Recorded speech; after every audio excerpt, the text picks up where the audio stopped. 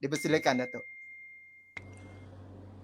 Alhamdulillahirrabbilalamin. Wassalatu wassalamu ala asyrafil anbiya'i wal mursalin Sayyidina maulana Muhammadin wa ala alihi wa sahbihi ajma'in.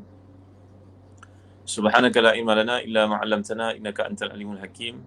Allahumma salli wa sallim wa barik ala Muhammad wa ala ali Muhammad kama sallaita wa sallamta wa barakta ala Ibrahim wa ala ali Ibrahim fil alamin innaka Hamidum Majid. Amma ba'd.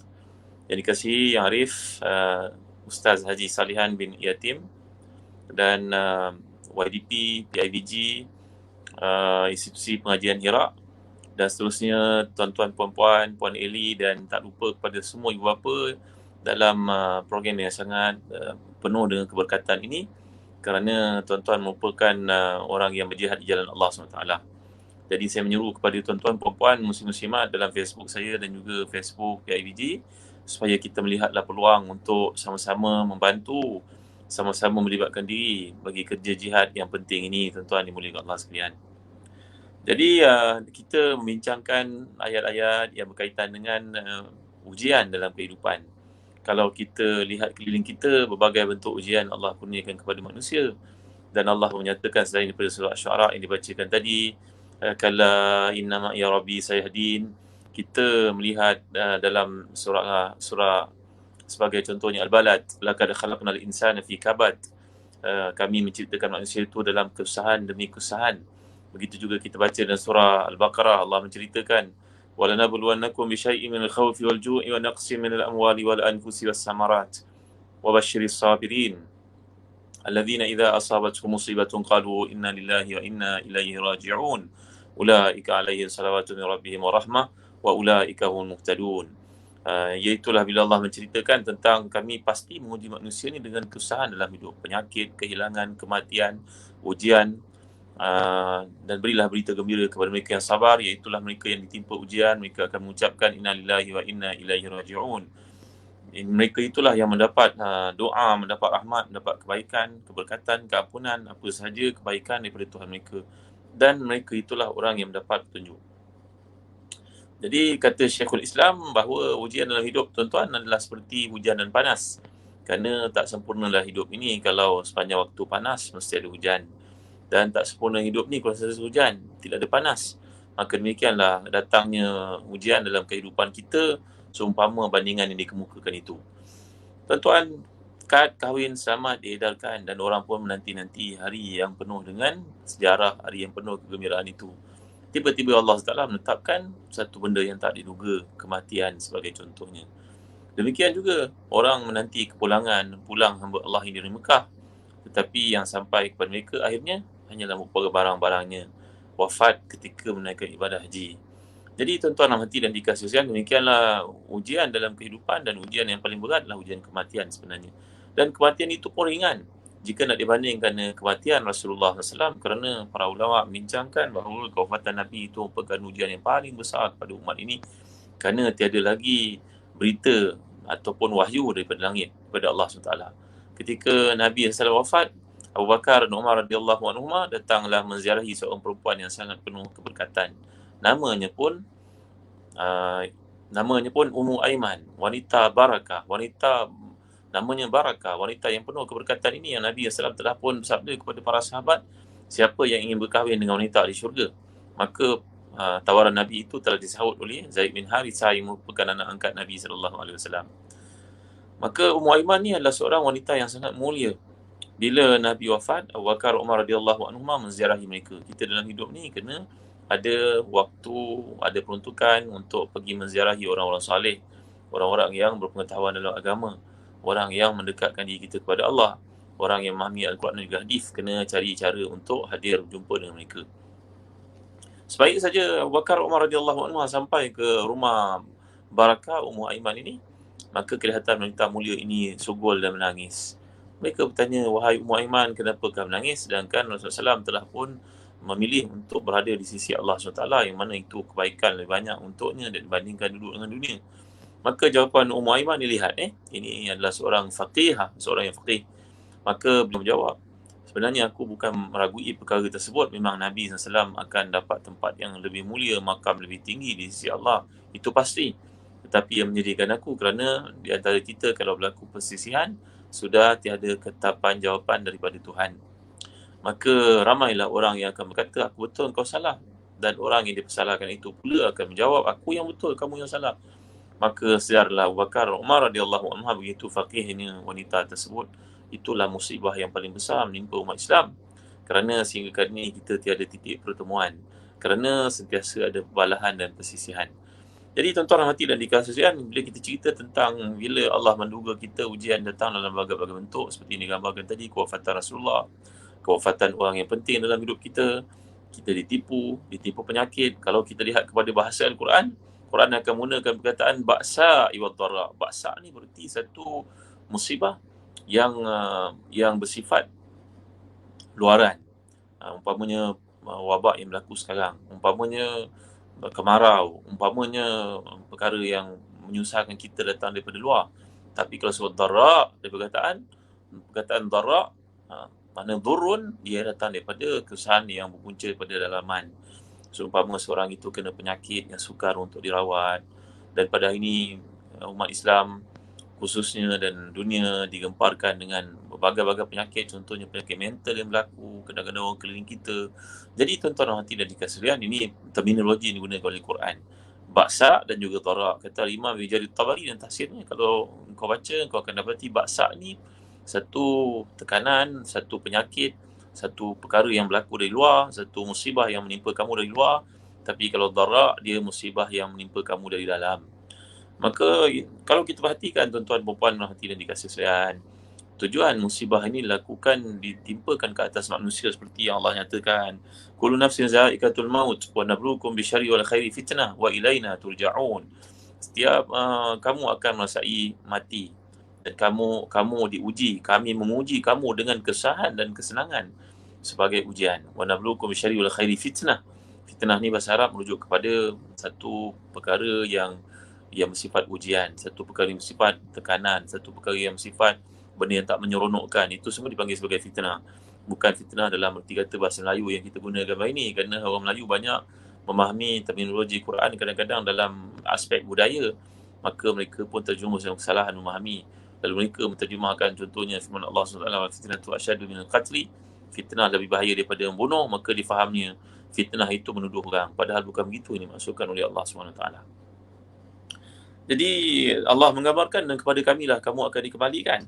Kata para ulama tafsir, contohnya Ibn Jarir Tabari, daripada Ibn Abbas radhiyallahu anhu berkata bahawa kami menguji kamu dengan macam-macam bentuk kepayahan dan juga kesenangan, kesihatan dan juga penyakit, kekayaan dan juga kefakiran, yang halal dan juga yang haram, ketaatan dan juga maksiat, dan kami menguji kamu kesesatan dengan petunjuk.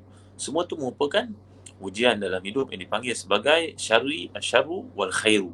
Cuba kita lihat baik apa yang dikemukakan oleh Ibn Abbas. Kesulitan lawan dia kepayahan, kesulitan lawan dia kesenangan, kemudian kesihatan lawan dia penyakit, kekayaan lawan dia kemiskinan, dan kemudian halal lawan dia adalah haram, ketaatan lawan dia adalah maksiat, dan petunjuk lawan dia adalah kesesatan. Dalam riwayat yang lain, kalau kita perhatikan, maksud kesulitan dan juga kesenangan ini semuanya merupakan cubaan daripada Allah SWT. Semua merupakan satu ujian daripada Allah SWT. Dan Allah juga berfirman dalam surah Al-A'raf sebagai contohnya, وَقَطَّعْنَاهُمْ فِي الْأَرْضِ أُمَمًا مِنْهُمُ الصَّالِحُونَ وَمِنْهُمْ دُونَ ذَلِكَ وَبَلَوْنَاهُمْ بِالشَّرِّ وَالْخَيْرِ فِتْنَةً وَبَلَوْنَاهُمْ بِالْحَسَنَاتِ وَالسَّيِّئَاتِ لَعَلَّهُمْ يَرْجِعُونَ. Kami pecahkan mereka di bumi ini menjadi beberapa golongan. Di antaranya ada yang salih dan ada yang tidak demikian. Kami uji mereka dengan nikmat yang baik-baik dan bencana yang buruk-buruk agar mereka kembali kepada kebenaran. Jadi kata Ibn Jarir Tabari dan tafsir ayat ini mengatakan bahawa kami menguji mereka dengan kemudahan dalam kehidupan, kelapangan rezeki, ini dipanggil sebagai hasanat. Manakala sayyiat pula, iaitu kesempitan dalam kehidupan, kesulitan, kepayahan, sedikitnya harta dan juga penyakit, supaya mereka bertaubat, la'allahum yarji'un, supaya mereka kembali kepada Allah SWT. Jadi kalau kita perhatikan, lagi dekat orang itu dengan Allah, lagi banyak ujian yang akan berlaku padanya.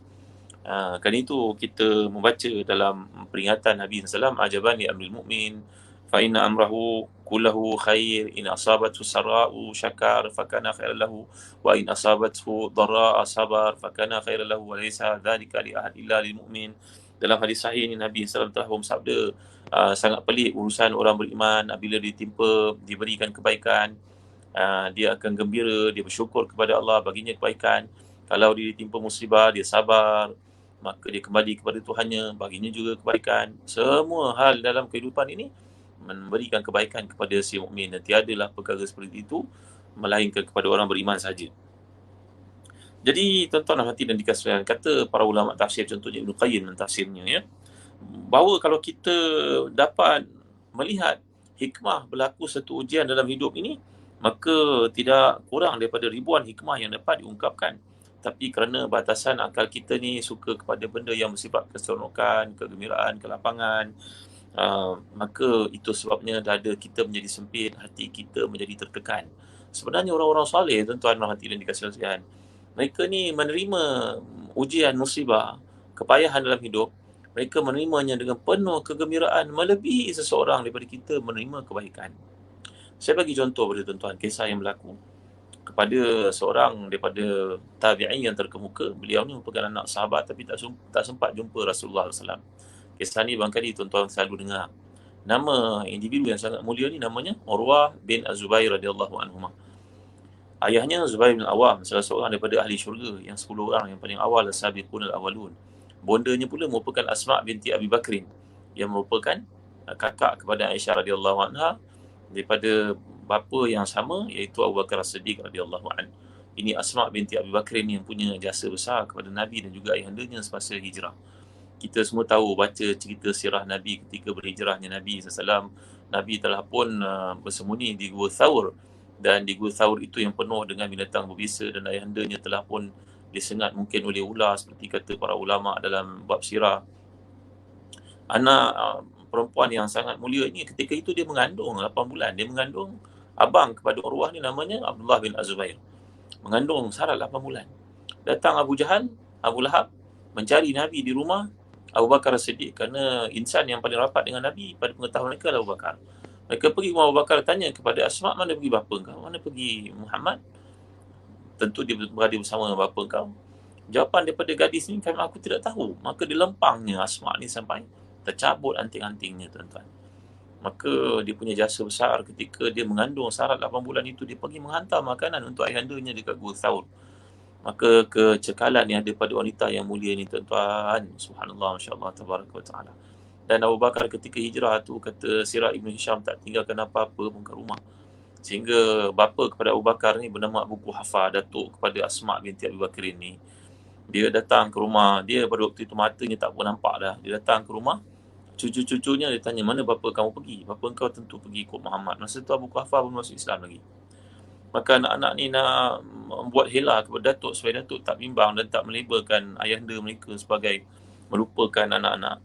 Maka mereka letak batu dalam bekas-bekas, macam kita ni uni lah zaman dulu simpan duit macam tu lah, tuan-tuan. Maka mereka berkata kepada datuk ini, datuk, sebenarnya ayah tinggalkan harta, tengok ni digoncang-goncang, padahal tak ada benda pun, tuan, ada batu saja ataupun kerikil saja. Maka datuk yang hampir buta ini pun mata tak pun nampak, cakap, oh kalau begitu baguslah, maknanya bapa kamu tak lupa kamu, padahal yang tinggalkan untuk kami tak ada apa pun. Subhanallah, insya-Allah, tabaraka wa ta'ala. Maka saya nak cerita, Asma' binti Abi Bakrin ni kemudian pergi menghantar kepada ayahandanya. Bayangkan Gua Thawr tu, tuan-tuan pernah naik tak Gua Thawr? Yang Arif pernah naik tak? Puan Edi pernah naik tak? Kalau belum naik lah, tuan-tuan, nanti Allah jemput kita hadir selepas COVID, insya-Allah. Nanti kalau nak pergi travel, boleh pergi dengan Zahazan Travel. InsyaAllah akan bawa tuan-tuan naiklah sebagai satu usaha untuk mengenang jasa Nabi kita sallallahu alaihi wasallam. Jadi Asma' binti Abi Bakr ni digambarkan dalam kitab sirah, dia pergi naik separuh jalan untuk jumpa dengan ayahnya, yang turun separuh jalan. Dan ketika dia pergi, mungkin macam kita ibaratnya beg lah untuk bawa ni berat, maka dia tak ada cara melainkan dikoyakkan tali pinggangnya untuk ikat beban itu dalam keadaan syarat mengandung untuk pergi cari ayahnya untuk menghantar makanan, tuan-tuan.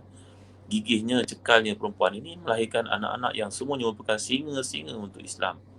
Orang yang hebat-hebat untuk Islam. Seorang daripadanya yang kecekalannya dalam bab ilmu namanya Urwah, saya ceritakan tadi.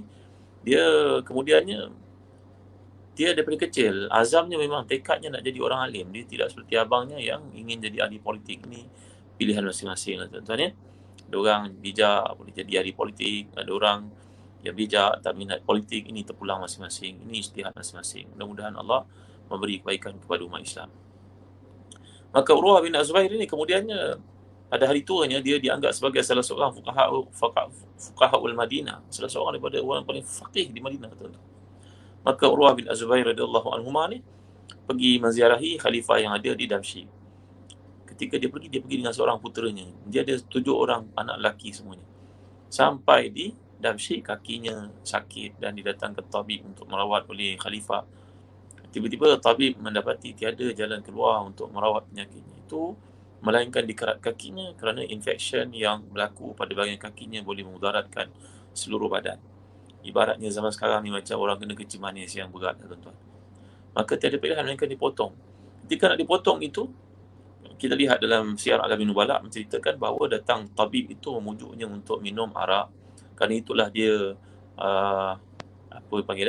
bius pada zaman dahulu. Lalu beliau membacakan hadis innallaha anzala da'a wad dawa walam yaj'al dawa fi haram, ya bna adam tadawa wala tatadawa bi haram. Aku baca hadis ini, aku sampaikan daripada Rasulullah SAW bahawa Allah menjadikan ubat dan penyakit dan ubat, mesti setiap benda tu ada ubatnya, dan Allah tidak pernah menjadikan rawatan pada benda haram, maka dia tidak mahu minum haram. Maka dia dipotong kakinya ketika dia hidup. Dia sedar, dia hanya bertakbir, bertahlil dan juga bertahmid. Subhanallah, alhamdulillah, la ilaha illallah, Allahu akbar. Potong kakinya. Sedar dia, tuan-tuan, kerana dia tidak sanggup untuk minum arak, untuk menghilangkan, untuk jadi bius, untuk baginya supaya tidak terasa sakit. Subhanallah, insyaAllah, tabaraka ta'ala.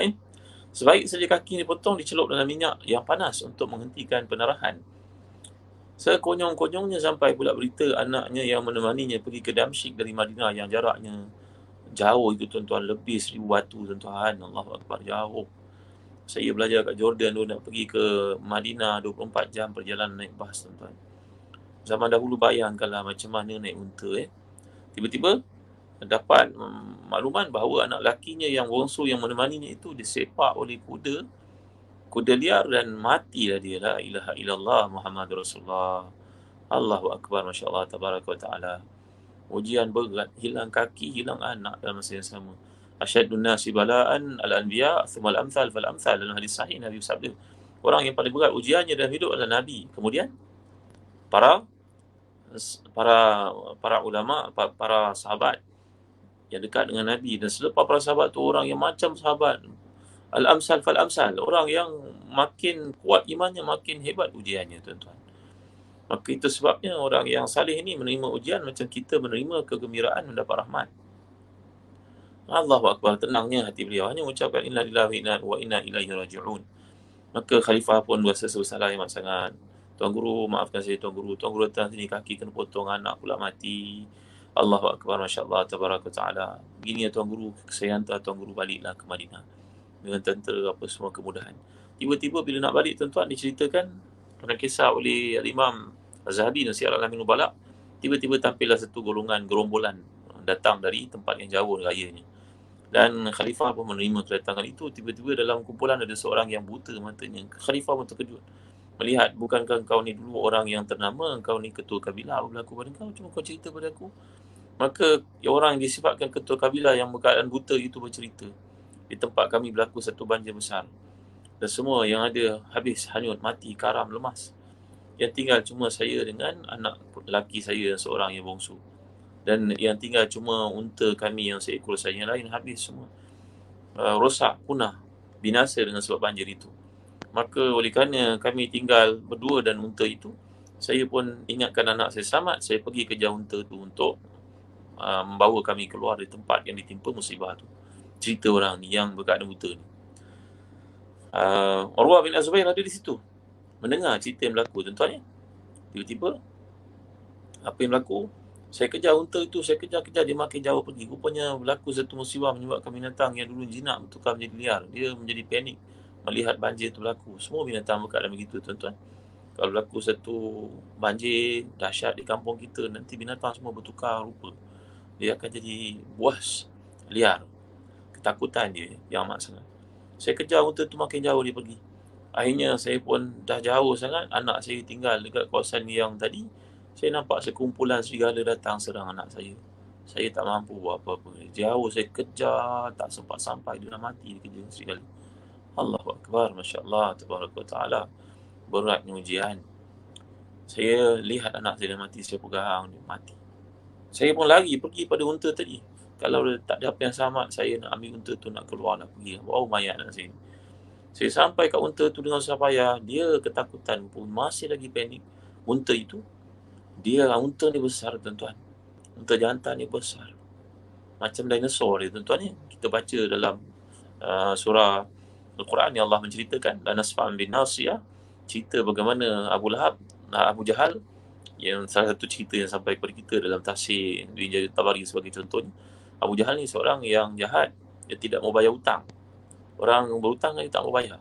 Orang yang memberinya hutang itu berniaga dengannya, dia tak mau bayar hutang. Orang tu datang mengadu ke Mekah, siapa boleh bantu aku untuk dapatkan harta. Ini salah satu kisah yang sampai kepada kita lah.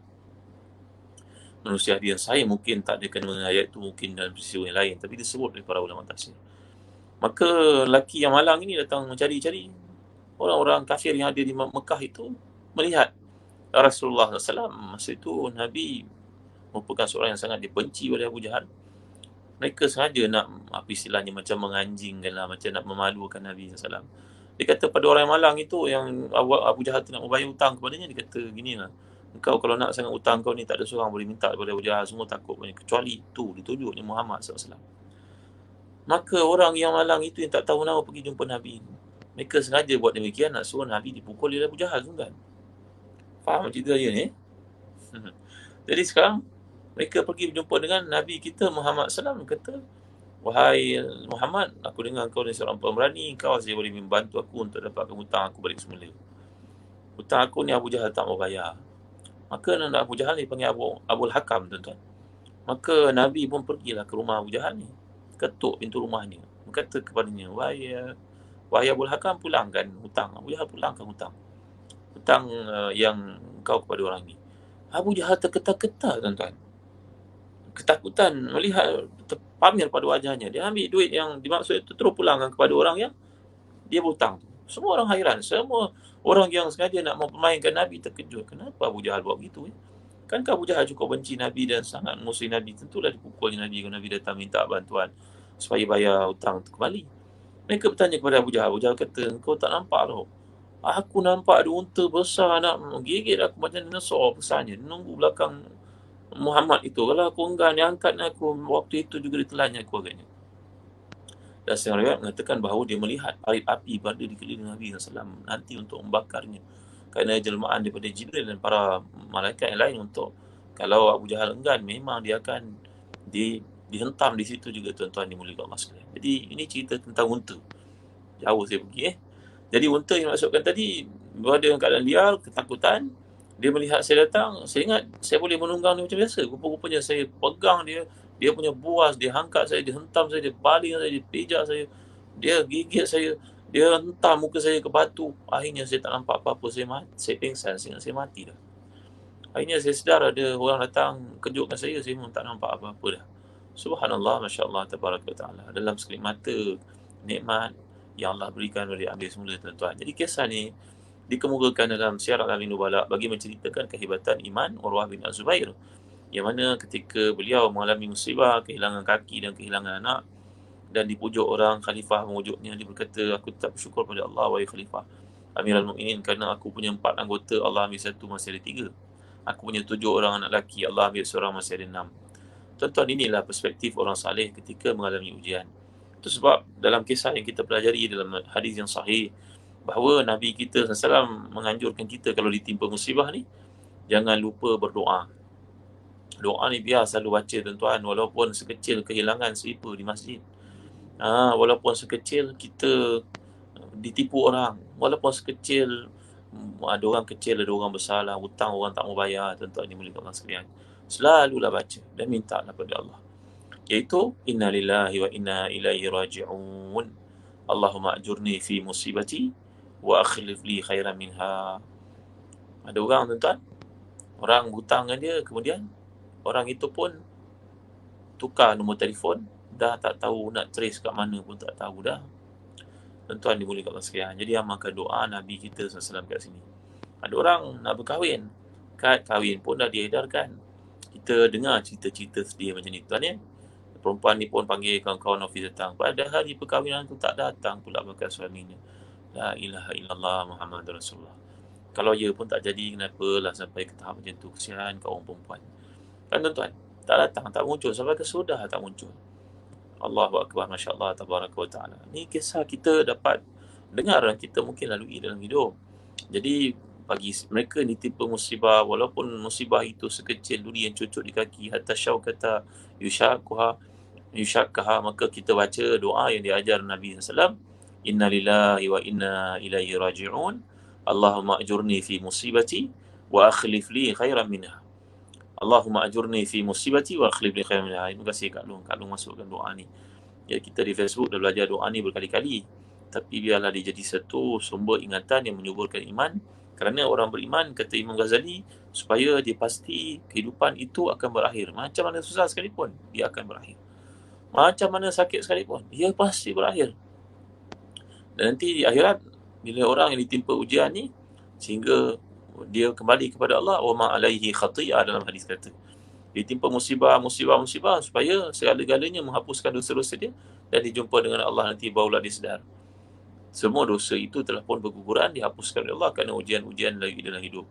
Maka itu sebab tuan-tuan saya nak pesan pandangan para ulama bahawa bila kita menghadapi ujian ni, ingatlah ada orang lain yang ditimpa ujian lebih berat daripada kita, seperti kisah Urwah bin Az-Zubair tadi. Mesti ada. Yang kedua, ingatlah bahawa ujian ini menghapuskan segala dosa dan kesalahan kita. Kerana Allah berfirman dalam surah Syura sebagai contohnya, wa ma asabakum min musibatin fa bima kasabat aydikum wa ya'fu an katsir. Apa sahaja yang menimpa kamu sebenarnya adalah disebabkan kesalahan kamu, dan Allah menghilangkan banyak dosa-dosa kamu dengan sebab ujian itu. Jadi dalam hadis yang lain, ma min musibuhu azan min maradin fama siwa illa hatallahu bihi sayyiati kama takhuttu syajaratu waraqaha.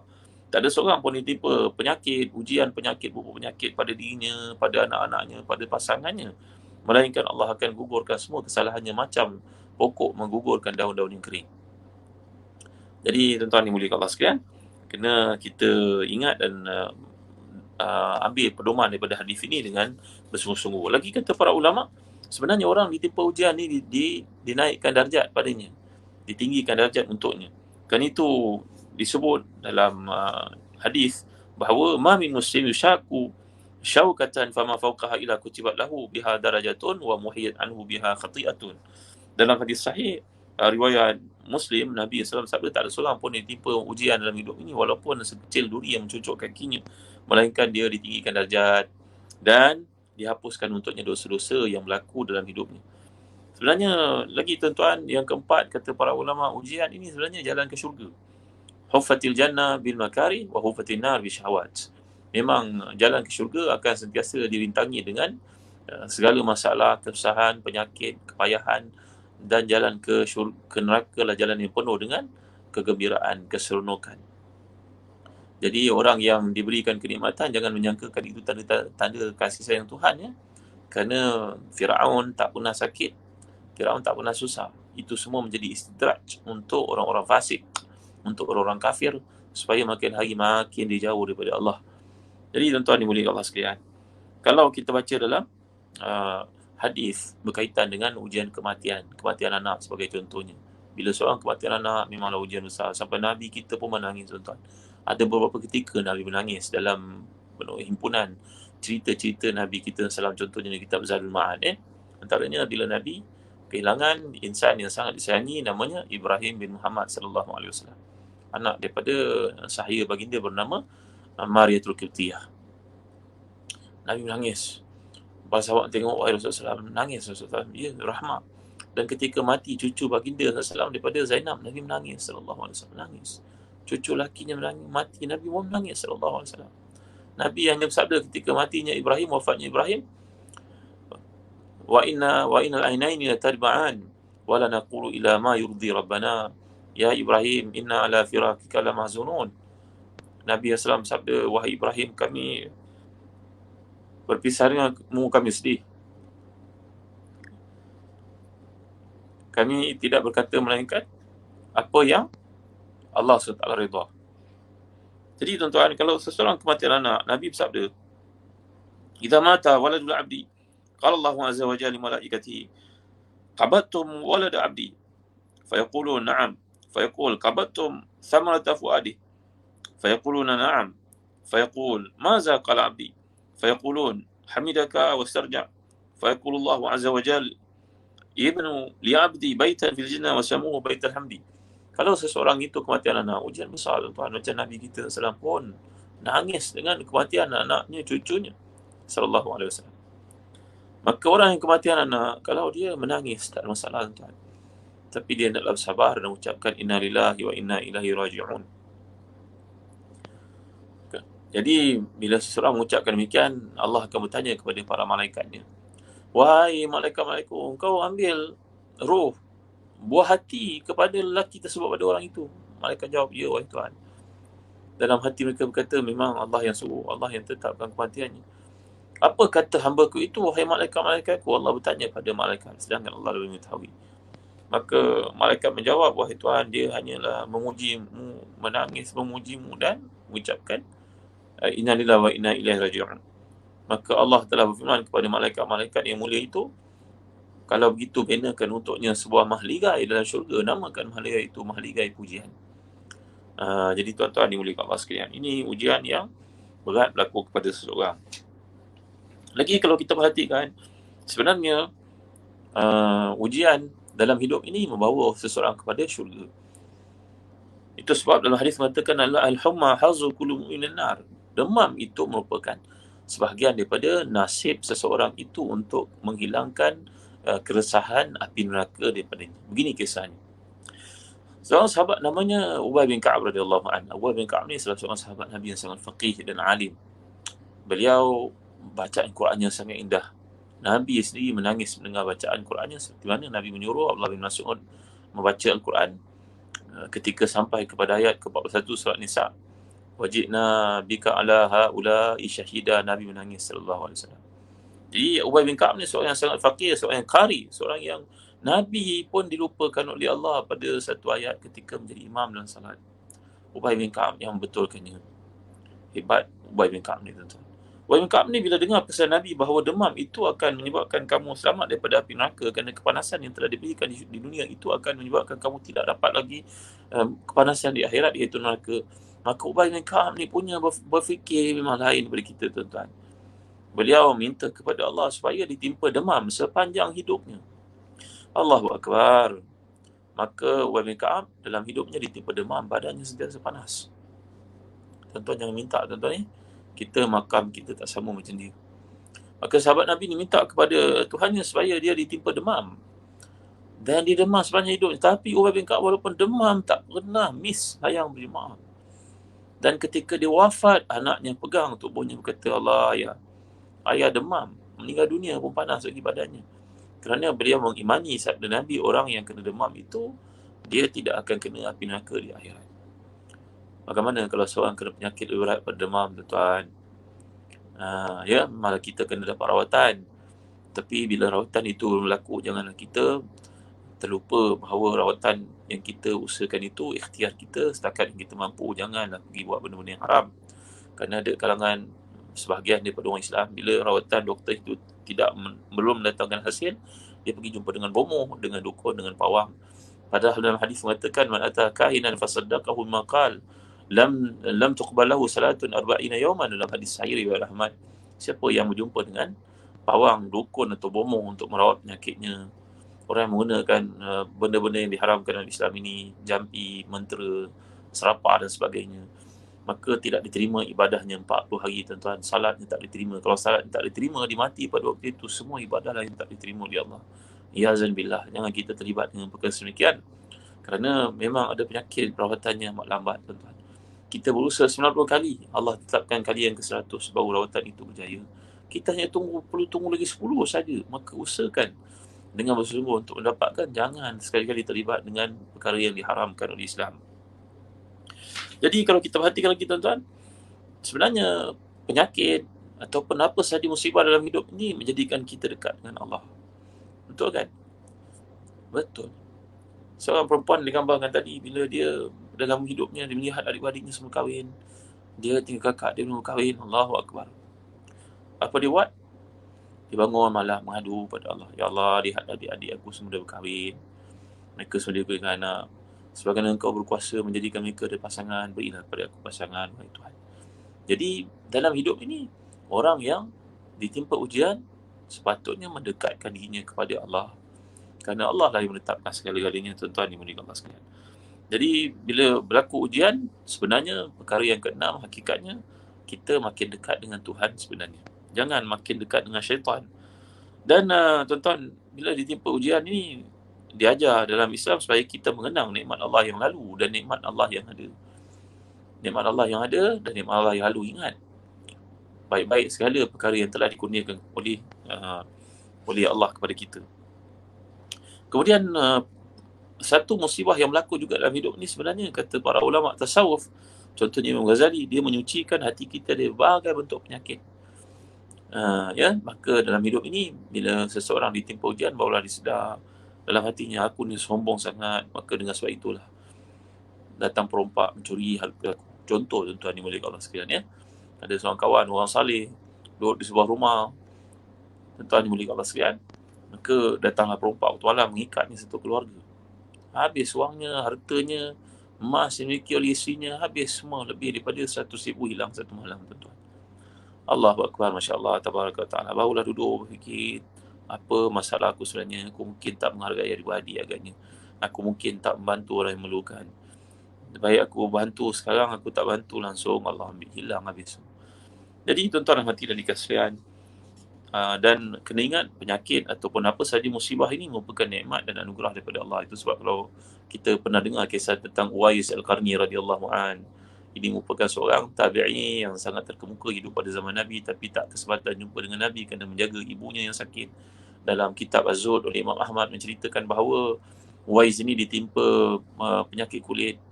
Ibunya minta kepadanya, Uwais, mintalah pada Allah, nak, supaya engkau sembuh. Orang geli denganmu, nak. Uwais menjadikan kisah Nabi Ayub ini timpa ujian itu dalam hidupnya untuk tidak minta pada Allah. Itu sebab dikatakan dalam hadis, wa in kana ahaduhum la yafrahu bil bala' kama yafrahu ahadukum bi rakha'. Bahawa dalam hadis riwayat Ibnu Majah dengan sanad sahih ini, Nabi bersabda, seseorang di kalangan mereka gembira dengan ujian menimpa mereka sebagaimana seorang kita gembira mendapat nikmat. Maka tuan-tuan dimuliakan sekalian, kalau kita baca kisah Uwais ni seperti disebut dalam kitab Zuhud oleh Imam Ahmad, dia akhirnya dia minta kepada Allah untuk sembuh selepas ibunya merayu minta kepadanya supaya buat demikian. Walau bagaimanapun, dia minta kepada Allah supaya kekalkan di tapak tangan ni, ada satu bahagian yang masih lagi kekal penyakit itu sebesar wang 1 dirham. Supaya setiap kali dia nak buat salah, dia tengok, Allah, dulu aku sakit, Allah sembuhkan. Dia tanda lagi penyakit. Setiap kali dia nak melakukan perkara yang dibenci oleh Allah, dia lihat, maka dia teringat nikmat Allah kepadanya, beri kepadanya kesihatan itu. Jadi tuan-tuan, kena ingat, ya, apa sahaja musibah yang berlaku kepada kita adalah ketetapan kepada Allah. Kena baik sangka dengan Allah. Jangan seseorang kita mati dalam keadaan buruk sangka dengan Allah. Kerana itu kita baca, kulla yusibana illa ma kataballahu lana wa mulana wa 'alallahi falyatawakkalul mu'minun. Jadi Allah menjelaskan, tidak ada satu yang menimpa kita melainkan apa yang ditetapkan oleh Allah. Dialah pembimbing kita, pencipta kita, dan kepada Allah lah bertawakalnya orang-orang yang beriman. Jadi tuan-tuan dan hati dan dikasihan, inilah antara pesan kita, mengingatkan dalam keadaan sekarang ni, supaya kita sedar sebenarnya setiap musibah itu pasti ada jalan keluarnya. Setiap penyakit itu pasti akan akhirnya, setiap wabak itu pasti akan tamat. Tapi janganlah kita terlibat dengan perkara-perkara yang haram, dan redalah, kembalilah, muhasabahlah diri, supaya apa saja yang menimpa kita pada hari ini menjadikan kita hamba Allah yang sebenar-benarnya, seperti disebut dalam hadis Tirmizi tadi, ajaban li amril mukmin, pelik urusan orang beriman. Dapat nikmat, dia sabar, dia syukur, baginya pahala. Dapat satu musibah, dia merupakan anugerah dan dia sabar. Seperti Nabi kita SAW ketika datangnya malaikat tanya kepada baginda, apakah hendak engkau wahai Muhammad aku menjadikan gunung-gunung keliling ini emas, maka senang bagimu dalam kerja dakwahmu? Jawapan Nabi kita, tidak. Madailah untuk aku menjadi hamba Allah yang sabar dan bersyukur. Hamba Allah yang bersyukur. Aku ada nikmat satu hari untuk makan, aku syukur. Tiada apa-apa untuk aku makan, aku sabar. Allahumma ja'al quta ali Muhammadin kafafan. Ya Allah, jadikanlah makan minum, pakai keluarga Muhammad ini sekadar kesederhanaan, maka itulah kehidupan Nabi kita SAW, tuan-tuan. Jadi bila kita melihat sabar menghadapi musibah ni, sebenarnya semuanya ada keindahan. Sebagai seorang hamba Allah Ta'ala, sebagai kita sedar, kerana Imam Ghazali berkata, serendah-rendah darjah si faqih, serendah-rendah darjah orang yang faqih. Faqih ni makna orang yang faham Quran dan hadis, bahawa dia beriman dengan sepenuh-penuhnya dunia ini memang terlalu kerdil nak dibandingkan dengan akhirat.